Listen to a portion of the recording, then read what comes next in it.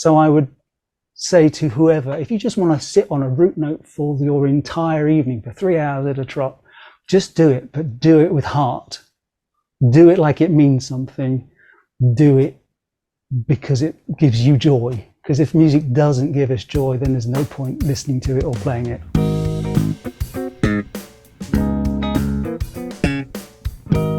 Hi, and welcome to ForBassPlayersOnly.com. I'm John Liebman, founder and first baseman.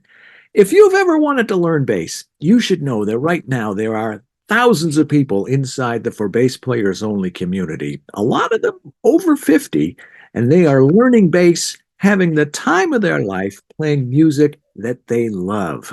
You should come join them and experience that incredible transformation for yourself. Remember, you're never too old to groove, so let's play bass.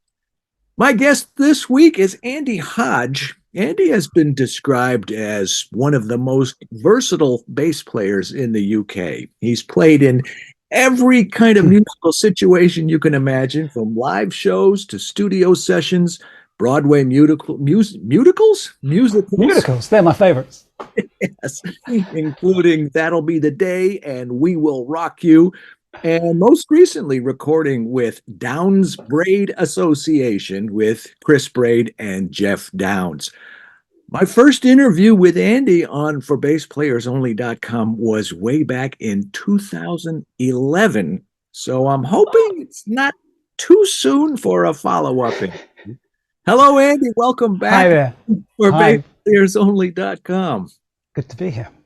Great to have you. Why don't you start by filling in some of the gaps? I assume there's something new since 2011. Well, yeah, a few things. I mean, I was just fresh out of school then, 2011, you know. Some of the major between then and now, some of the highlights. Then we can get on to what's keeping you busy these days. Sure.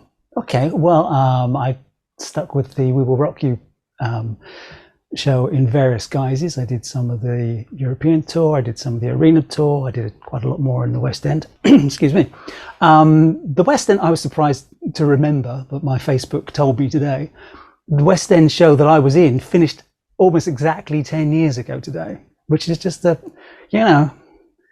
does it all go? So that's a bit of a shocker. But since then, I've done... Excuse me, you mentioned, you were talking about Neil Murray in the last interview. When I interviewed him, he says, Americans always get the pronunciation of my name. You Americans say Murray, or I forget how he said it. but the reason I mentioned that is because he had a part in it. He was was he mentoring you, or was he guiding you? Well, he was. I mean, the We Will Rock You, the show that ran for, I don't know, a dozen years in the West End.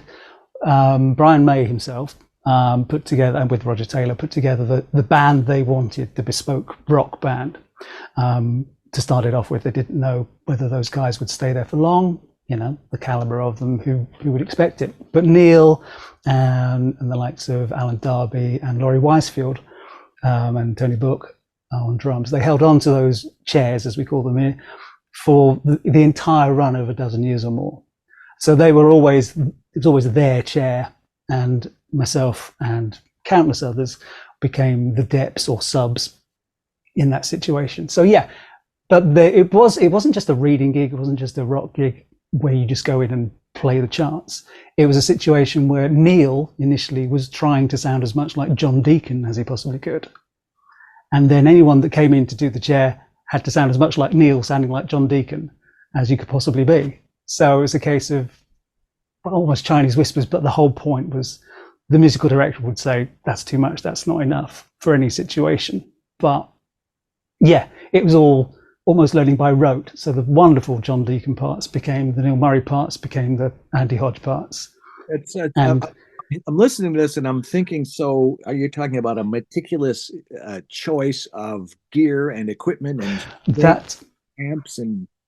Well, being a static show in the first place, the setup, what you plug into is always the same rig. But so it's predominantly P bass. And yeah, the settings pretty much as Neil got them from John. So you would be aiming to make the sound like that. Even more meticulous were the guitar sounds. Alan Darby and Laurie Wisefield, getting that Brian May tone with the sixpence and everything, just phenomenal level of detail. But yeah, we had to do our bit on the bass as well. So I thought, I didn't have a P bass when I first took it on. And Neil said, well, you probably need a P bass to do this properly. So I went out and got my beloved P bass, and then I thought, why have I never had a P bass before? What an instrument! I mean, it's just in your face, isn't it? It's perfect. It's just wonderful.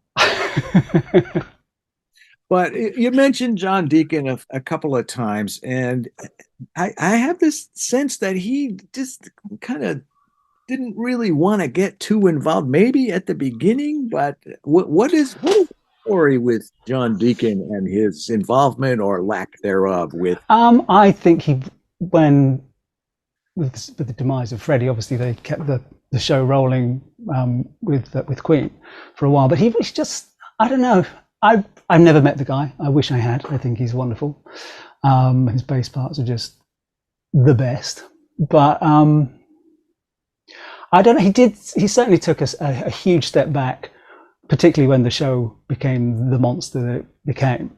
So his input, I think, was purely, I never met him on the gig, whereas I met Brian May and I met Roger Taylor a few times. But so his input wasn't very much, I don't think. But I think by proxy, through the MD, through musical director, and through Brian and Roger's involvement, they knew what they wanted from the bass, and that's why they got Neil to do it, because Neil kind of was always Brian's right-hand man outside of Queen.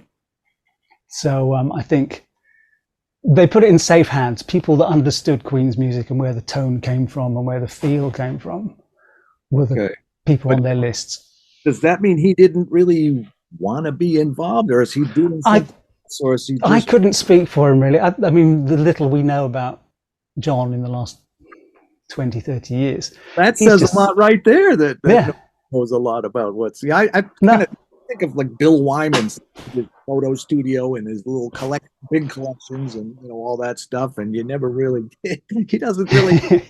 anymore, so I don't know if it's something similar with John or what. So no, I'd be making it up if I gave you an answer, because I really haven't met him. I would. Well, that could be fun. Go ahead.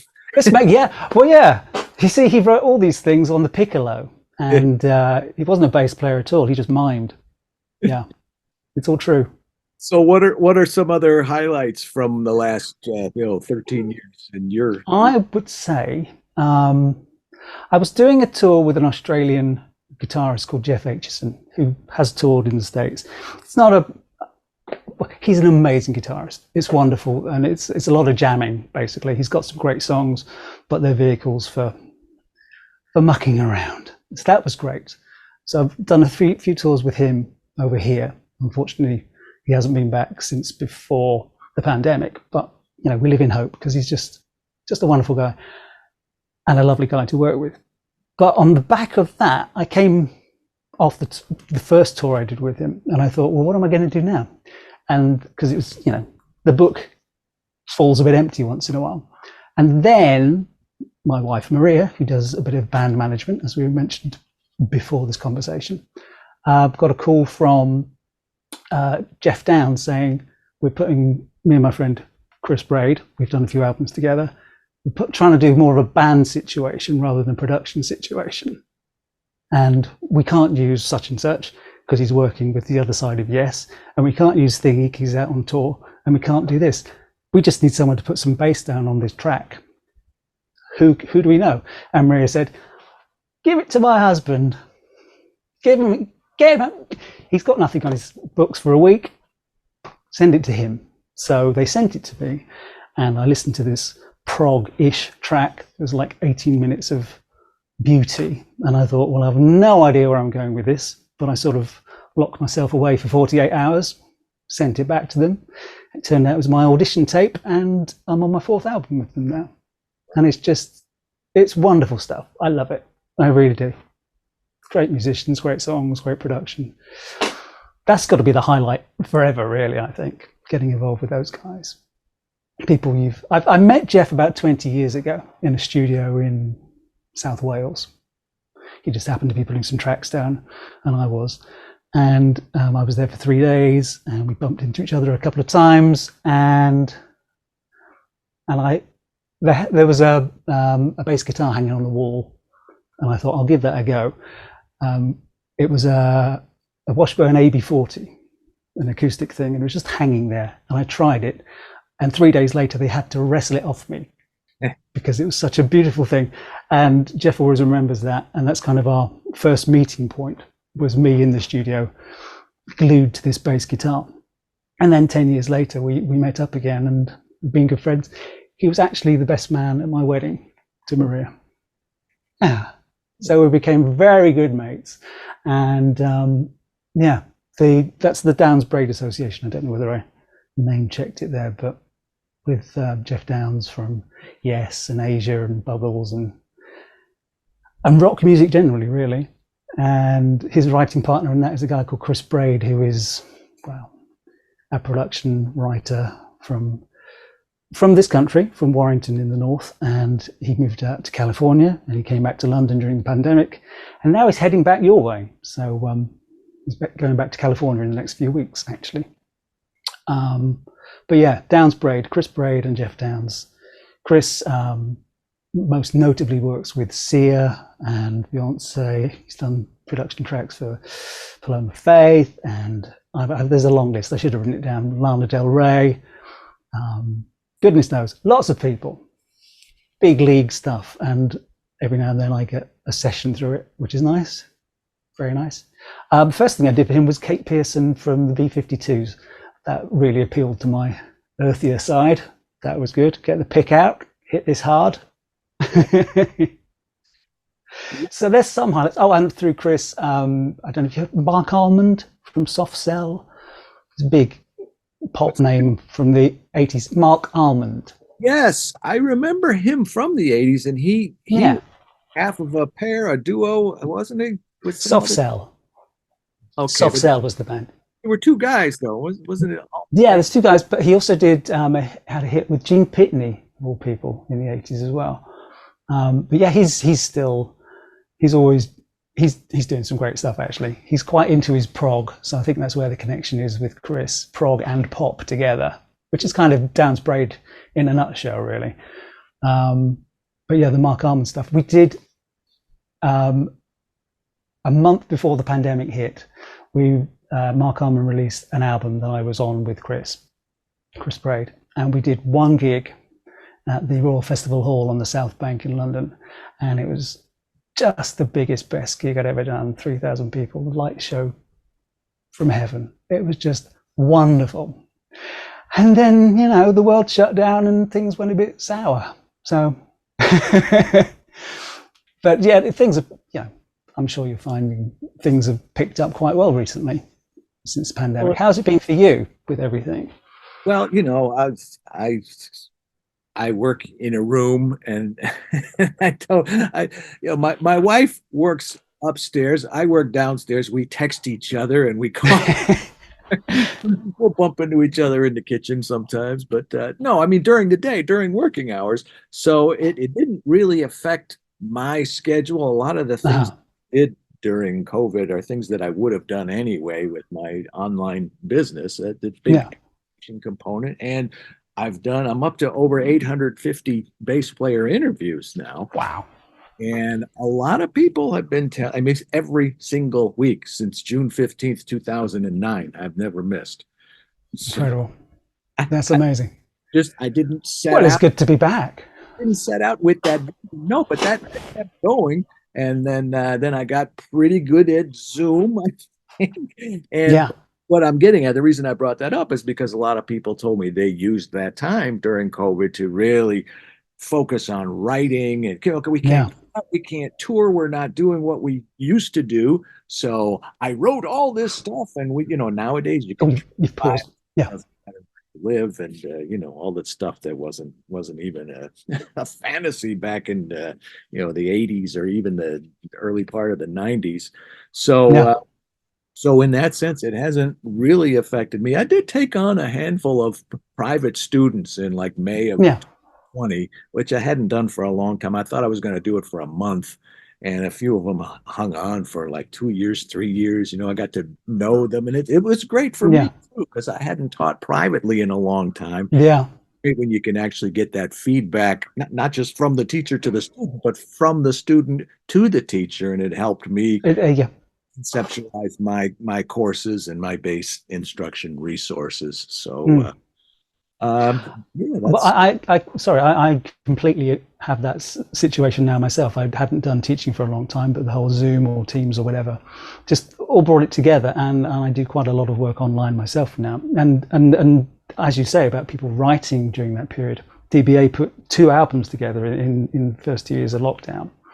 And they came out, and just looking to tour them at some point now when Jeff's not too busy. But yeah, the writing was so much of it. And I got some sessions with a guy in France called Philippe Claroux, a band called Alfonso 12 or Alfonso 12, possibly, I don't know. But again, it's people you never meet. They've heard stuff. They give you a bell somehow. They email you, whatever. They get in touch, and you do the deal, and you make music. It's incredible. I love it. I got something yesterday. It turns out the guy that I've known I knew like 40 years ago, and I come to learn that he lives like a mile away from me, and he's got a record. He sent me some tracks and some stems and some stuff, and yeah, that's just the world we live in these days. Yeah. Cool 5-string fretless track on a very cool tune that he wrote. So fantastic. Yeah. Yeah, I've been doing a lot of fretless myself recently. Sorry, I talked over you. I'm not really known for that, but it's fun. I dug it out. Actually, I haven't dug it out yet. I was just playing it on my 4-string fretted, but I have to there. I'll get it. So, what I think you may have touched on the answer to my next question already, but what about now? What's keeping you busy these days? Any particular project that you're ensconced in right now? It's the next DBA album has been taking up a lot of time, 5-string fretless, being what Chris often asks for. It's like, okay, what am I going to do with it now? But I really enjoy playing fretless. Sometimes it's very expressive, is what it is, and I just enjoy that. They give me pretty much a free rein to do what I want, and I guess I kind of approach it as a supportive accompaniment instrument rather than anything too flash. But I always like to put something clever in there, so who doesn't? But it's on the fretless, I don't know, I find it's a voice that I when I first came to London, I only really had a fretless, so I ended up playing fretless a lot. My Music Man had a fretless, and it was the 80s, and I love Pino Palladino, so what are you going to do? I know. But then when I started touring with theatre shows and all the stuff I did in the 90s and the noughties, the fretless got sort of sidelined on a live front. The reading situation is, or most pit things or on stage things were fretted instruments. So, but now with the DBA thing, it's what Chris Braid asks for pretty much 90% of the time now. Can you put some fretless on this? Or how about this? Do a bit of the Kate Bush thing up the top, he always says. Could he do something a bit more Del Palmer? So I go away and listen to something and think, okay, how's my tuning? The bass is out of tune, the whole band's out of tune. Yeah, quite right. It was never me. But, I try and keep away from too many things to keep me in tune. I just work at it. But I find, particularly with fretless, I can spend hours, if not days, on a track. Some of the stuff they send me, you just get locked into it and you think, oh, that was nice. And then you think, oh, but if I did that, I could do this. And then you piece it all together and you think, now it's too much. So I don't know, the constant battle with the taste button. But I wanted to ask you, because a couple of things you said actually sounded like you'd need to proceed with great caution. When you started talking at the beginning, you said I something along the lines of, I respect the role of the bass as a supportive instrument, but I like to, as who was it? Nate Watts. He says, play the groove that you're supposed to play, but sign it. Yes, that's a lovely phrase. Yes, that's exactly what I try and do. And I think I think that's exactly what I try and do in any recording situation, is exactly, or any live situation for that matter, particularly when you have license to do something, because like the Jeff Aitchison I was mentioning, or the DBA thing, there's some extreme brilliance amongst my fellow instrumentalists on that, like Dave Bainbridge on guitar and keyboards, Jeff and Chris. I mean, they are top of the tree musicians. They really are fantastic. And Ash Sowen on drums, my goodness, crazy. So I know my role. I understand about bass lines, and I want things to make things move properly and groove well and sit tight. But I always, in the DBA stuff in particular, look for melody lines or something that Ash does clever on the drums, a little kick here, a little kick there, and I sign in with it. And then somewhere I'm going to ghost there's a track on the new stuff, another track with the late Dave Longdon from Big Big Train. He's been on both the albums a couple of times in the past, just as a guest instrumentalist, and he's amazing singer. He was so sad, an amazing singer and a beautiful flautist. And I just found that in this one track that will be coming out soon, that there was a flute line that Chris had unearthed in the sessions, and he built the song around this flute line from Dave Longdon, since he died. And I just found that playing a few of those choice notes in unison or in harmony in different octaves, I can't wait to get it out there. It's such a beautiful bass line because it's such a beautiful. It's one of those things I sent to Chris, and I thought, there's no way he's going to let me get away with this, because I think the kindest word is playful. It's all over the place is what it is, but I think it supports, and I think it leads, and I think it builds the song from start to finish. And that's not me blowing my own trumpet. I just think it's knowing your place in a band situation. And I hope that's what I always do. But I like the phrase you've used about the groove, but sign it. And I think I 100% agree with that. Thank you. I love thank Nate Watts. But thank you, Nate. You used the word support, which is so important. And everything you just said for the last minute and a half was about recognizing your role within a larger context. It's not about me. It's about what can I contribute to the rest of the group. Now, I don't want to talk about what's on YouTube, and there's some incredible props that you've seen, but that's not what people want or need in a bass player. And I say that because, as I mentioned at the beginning, For Bass Players Only is a bass instruction site. And the reason I mentioned a lot of the students over 50, that's generally who I attract. Most men, we're getting more women now too, but people in their 50s, 60s, 70s. I've got students in their 80s. Wow. They're not looking to become professional musicians or play sold out arenas to adoring fans all over the world. They want to play some classic rock riffs with their buddies or some blues shuffles. They want to, maybe they have some time now that they didn't have before. Maybe they dabbled with it on and off. They love classic rock. They love blues. A lot of them want to learn walking bass or maybe funk R&B, a couple of them slapping. But I'm telling you all this to give you a context. And one other thing, one other group of things that happens to us when we get into our 50s, 60s, 70s, 80s. Some of them have arthritis and tendonitis, and some of them have had shoulder surgery. I don't want to paint a picture like everybody, is an invalid or we're all falling apart. Yeah. But just to give you a broad context, because I want to ask you, Andy, what advice can you impart to somebody in that group that wants to learn to play bass? What should they be thinking about? What should they be striving for? What are the goals? What questions should they ask? Jump in anywhere. Sure. Well, the teaching I do, I pretty much the same group of people you're talking about, pretty much. I mean, there's a few younger ones, but generally it's people of my age and greater, 50s upwards, who want to do exactly that. So I would say,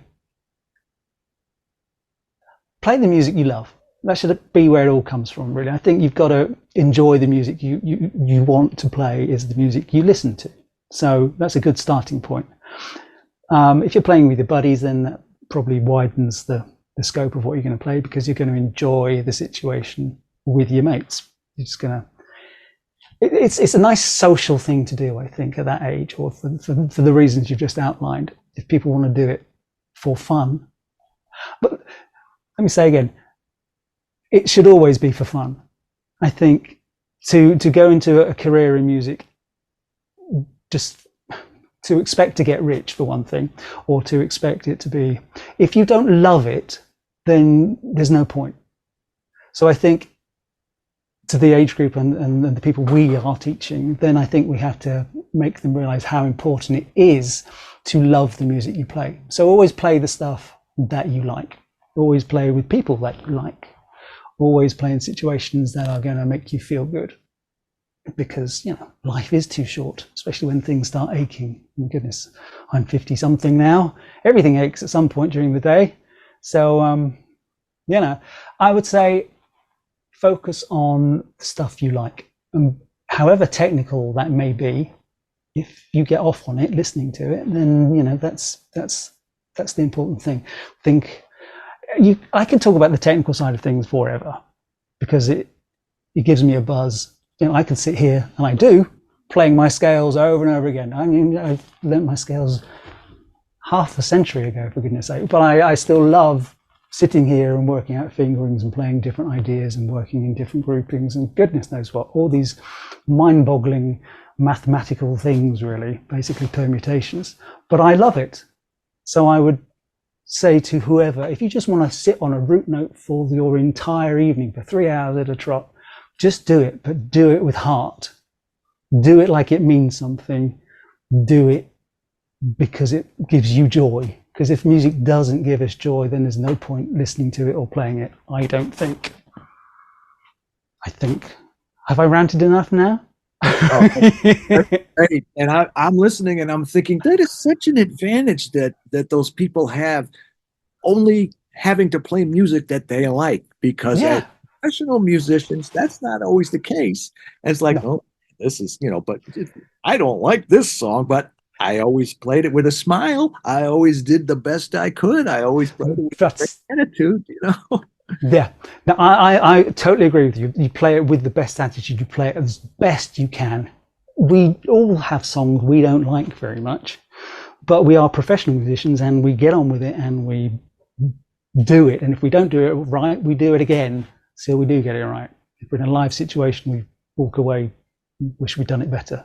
But I would have to say that the times I've been on stage and not enjoyed it, very few and far between. Like, I don't know, much less than 1% of the time I've ever been on stage, because just doing it is such a thrill.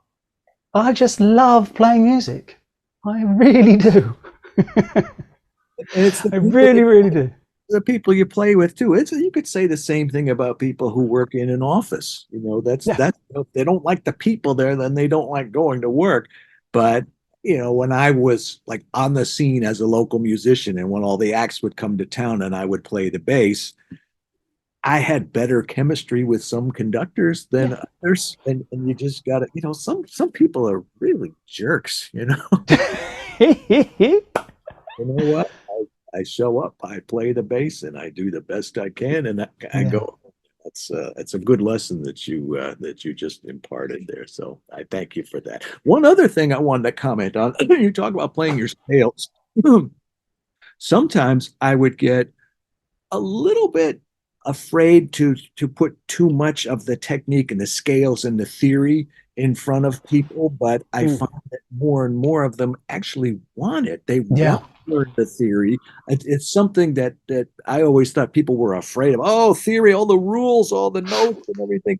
And when you play the scales, I always say, okay, you learned your scales. Do you know what you're supposed to do with all the notes in order to, make music? Yeah. That's why all my bass resources groove. Even my group, my arpeggios, my string crossings. Why not play something that is musically satisfying and musically rewarding, even if it's only a scale or those other things? You know, No, I agree completely. you've probably seen uh, videos of bass teachers, and they're just telling you to do these chromatic runs. Start on the E string, do do do do do do do do. Now go on the A string, do do do do do do do do do do. I said, come on, man, my chromatic runs, do do do do do do do do do. You know, Yeah, have fun with it, make it groove, yeah, make music out of it, and you're still building the technique. I don't know. yeah. You know, this is about you, this interview, and I'm just making it more about me, which is not. No, no, I think we're all very much in the same straight ahead line here. I think enjoying it so important. But so we as teachers in that situation or any situation or as instrumentalists at all, we if we are trying to impart knowledge, we need to make it interesting. Otherwise, who's going to care? You know, we've got to keep ourselves interested in the job. And I'm sure I can see your passion for bass is as strong as mine. Yours is probably more strong. 850 weeks of not missing anything. So, I mean, we both love what we do. We both love trying to teach people, and I find I learn so much when I teach as well. Absolutely. It's just incredible. Most lessons seem to be recently online, very much like this conversation we're having now. There's be a bass involved, and I'll play something, and they'll play something back, and then we'll talk about it. We'll talk about the bass line. We'll talk about life. We'll talk. I just find it really cathartic. I find it very educational, as I said. It's something I enjoy more than I think I probably should. It's kind of a guilty pleasure teaching, but I love it. I really do, because I think I'm finding out how much music really means to me the older I get. It's always been there. It's always been what I want to do since I was a teenager anyway. I picked up the bass. But yeah, I can't imagine life without it, really, particularly when times were tough in the last 4 years, as we've all seen things come and go and things change dramatically. Music was always there, and it's passion, it's love, and it's beauty, and it's the reason to be. I think it really is heart and soul. It's great. It's great picking up on and pointing out things that people would never occur. It never occurred to people Yeah, to not just the attack of the note, but the yeah, root note is so important. Or if you're playing a line that's just 1 5 1 5, oh, that's no big deal. It's just 1 5 1 5. It is a big deal. If the yeah. song calls for 1 5 1 5, you give me the best 1 5 1. I don't care if you're playing a polka. Play a great polka. Play a Yeah, great time with a great feel, with the right energy and all that. you are. It's like you were listening into my lesson yesterday morning, because that's exactly what I told this guy. He's doing a folk situation. He's a caller for like line dancing on the side, but he's learning bass as well. And he's exactly that. He said, "But 1 5 sounds." I said, "No, no, no, no. 1 5, hit it. Just do it forever, because that's meat and potatoes. That's what we do. And if we don't enjoy it, then you're kind of in the wrong place. Root notes, roots and fives. Stick a few thirds in once in a while. I mean, it's plain and simple, but do it to your best ability. And that's the point, isn't it? In any situation, I must play be what the song calls for." a bass geek because this stuff really excites me. If other people don't get it, well, they just don't get it. Yeah, I don't have to listen. Hey, what else? What about the future? What else? Anything that you haven't mentioned, or either something that's coming up that you're looking forward to, or maybe something that you've always wanted to do and just haven't gotten around to yet? Someday I'm gonna. Well, I mean, I haven't done an awful lot of live work in the last, well, for obvious reasons, some of it, but since I think because I'm doing a lot of stuff online, I am busier doing that. So I do a lot of writing, I do a lot of transcribing, I do a lot of similar things to you in the educational side of it, for myself and for other people. So that keeps me busy. And I do miss gigging regularly. I think that's something I really need to get back to, because that's, I've done a little bit of it over the last couple of years, but nowhere near as much as I want. So I think the DBA thing will eventually tour properly. It's just finding, I'm busy, but hey, they're 10 times busier because they're international superstars. So, And that's down Braid Association. That's right, Downs Braid Association. So that Not will be business touring. as, right? Sorry, I missed that. It's not doing business as, right? It's not, no. Um, so yeah, that I'm really looking forward to that, and there'll be other things around that. There's some more local gigs I've missed out on recently as well, but with friends and the real kind of. I mean, normally I don't enjoy DBA and all the things like that, but to go and do a local gig with your friends, like we were saying, it's the social side of it that's really a joy as well. So I want to get back into all of that. Bit more touring, bit more recording. What else am I doing? Some highlights. I do have done quite a bit of singing, and I ended up. My wife, as we mentioned before, is in rock management. So there's a band called Inglorious and one of the best rock singers on the planet called Nathan James, and he was invited to be part of a project to do with Cream songs. And it was recorded at Abbey Road about 6 years ago, and I just happened to turn up to sit in Abbey Road, like you do. And the producer, Rob Cass, was there, and it came to the afternoon, and the song they'd been rehearsing needed backing vocals, and the female backing vocalists that they'd invited along didn't turn up. So myself and Rob Cass became the cassettes, and we're singing on this Cream album with Ginger Baker on kit. It was a live session. Ginger Baker playing drums, Bernie Marsden, Pee Wee Ellis, and who else? Nathan James, obviously. And it was and I'm on it. And it's pretty much the last thing Ginger Baker ever recorded. That should have been a highlight when you asked me. Sorry about that. Yeah, you almost about that. That is definitely a highlight. Yeah. The album came out about a year ago now. Were you in the studio with Ginger? Yeah, in Studio 2, Abbey Road. My God. My only Abbey Road session. I gotta ask you, tell me something about did you talk to him? Did you? No, I didn't. Nobody did. Nobody talked to Ginger.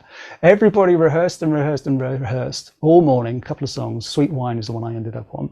And so it's all old Cream stuff done in an acoustic way. And the whole band rehearsed, and there was another drummer just for the rehearsals. And then after lunch, we kind of wheeled in Ginger, and he sat behind this huge kit. And it was amazing what they got out of that session, because the tempos were not the best. But he didn't actually let fly. He wasn't the Ginger everyone said he would be. He was just a quiet old man sitting behind a drum kit. It was quite sad, but it was quite beautiful at the same time. Wow. It was a real pleasure to be there. And you know, Pee Wee and Bernie and Ginger sadly all passed away since then. And of course, Pete Brown was there as well, and he's no longer with us too. So quite a momentous session, as it turns out. But yeah, you remind me of an interview I did with Jeff Berlin a couple of years ago. Oh yeah. Had done a tribute album to Jack Bruce, so there was some Cream stuff on there, and that's right. Songs like Jack Bruce that I didn't even know Jack Bruce had written. There was a theme from an imaginary Western. I don't know if you know that. Painted Wagons of the Morning, or however, Dusty Roads. Yeah.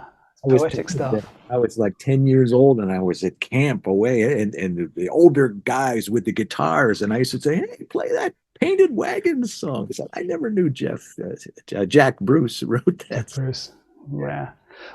Jack would have to be one of my heroes as well. So just mighty.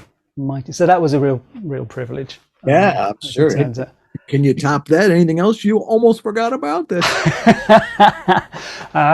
probably the big one. So what we've done Ginger Baker, and we've done Mark Almond at the Royal Festival Hall. Yeah, they were quite big. They were my big things in the last 7 years. But yeah, there'll be plenty more. Is it the fourth album done, and you're working on the fifth album with DBA? But they did 2 albums by themselves, just Jeff and Chris, 10, 12 years ago. And then this first one I joined in on, the first band situation, was a thing called Skyscraper Souls. And it was the the title track that was my 15-minute audition. So so that was the first one. But And is there going to be any touring with that? Well, that's the plan. Yes, I think since then there's been Halcyon Hymns and Celestial Songs. The working title at the moment is either Lake of Memories or Trauma, I believe. The ones we've got a dozen songs together for. So like opposite ends of the spectrum as far as titles go. Yeah. Yeah, a little bit. It conjures very different images in my mind anyway. Yeah, very much so. The Trauma, I think, I really don't know. Who knows? The last 3 albums all had completely different titles right up to the moment they were released. So who knows? Yes. But I think the songs on the next one, whatever it's called, are better than ever. I know what they've let me get away with on the bass. It's still supportive, but I got my plectrum out and I pretended I was in Yes for a while. Pretending I was Chris Squire, yeah, I've kind of let loose a bit. So I'm looking forward to if there's any reaction on those bass parts. Because yeah, that's awesome. I've dusted off the dusty end and played some high notes. Good for you, as long as you played them in the right place. And I'm sure mostly in the right order. Yeah. That's good too. What would you be if you were not a bass player? Something outside of music. Well, when I was at school, I had no idea what I wanted to do. And then I finished my exams and I bought a bass guitar all on the same day. And that was kind of my life from there onwards, really. So that's 1982. Good grief, that's a long time ago. But I thought about being an actor. I quite like the editorial world and the written word as well. I think I might have been something to do with that, a little bit of editing, or I don't know about writing. I don't think I've got the book readily available inside me, like they say you have, but certainly the editorial side, I think I could have done something like that. But beyond that, I don't know. You mentioned some shows earlier that kept me very busy. That'll be the day thing. Was sort of 250 gigs a year for a decade, so that keeps you busy. But where was I going with that? I don't know now. So getting that busy would be amazing. But it's what would I do? I know where I was going with that. You can edit all that out. Was being involved with that and then moving on to other shows. I've done a lot of production stuff from road managing to all kinds of touring situations to production and direction within certain theatre genres and shows. I think I would have enjoyed that. I think if I'd stuck in the theatre rather than coming out and doing recording, I think I would have ended up, I possibly still could, but getting involved in theatre production, theatre show production, musical show production on some level. I don't have any qualifications for it, but I've got an awful lot of road knowledge to draw on. So I think that would come in useful. Yeah. So yeah, editorial or theatre production, darling. Yes, I think so. I said something outside of music and you started with I can't. Musical theater, and then we came back to it. Yeah, there is nothing outside of music. No, there is no other world. Well, Andy, this is great. Let's not wait another 13 years before we no. It. And we've never actually met in person. No.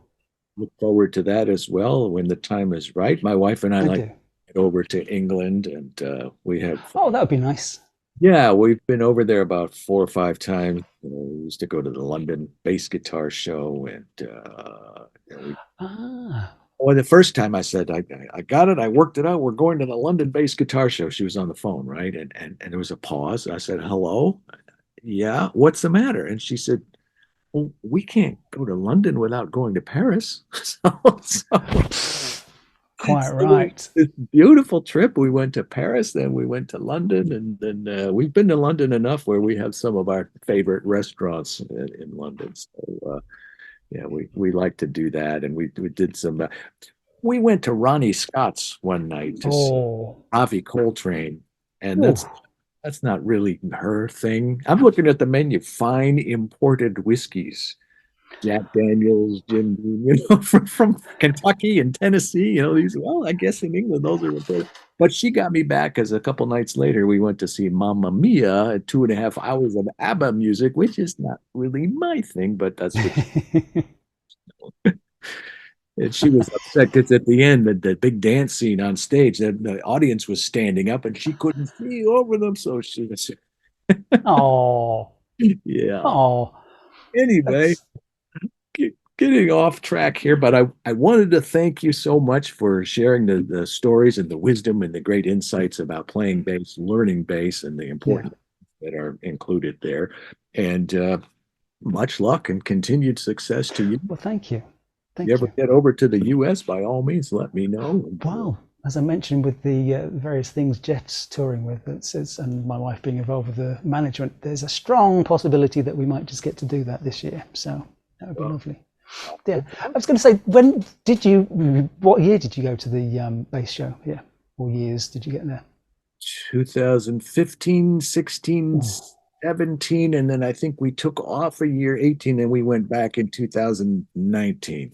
Okay, I was there with Roto Sound for a little while, but would have been before that. So as an endorsee, they had me hanging around. Parkinson was one of the guys, Colin, there you go. So when I mentioned Nathan James and Inglorious, Colin Parkinson. Wow, he's good. Yes, he is. I like him.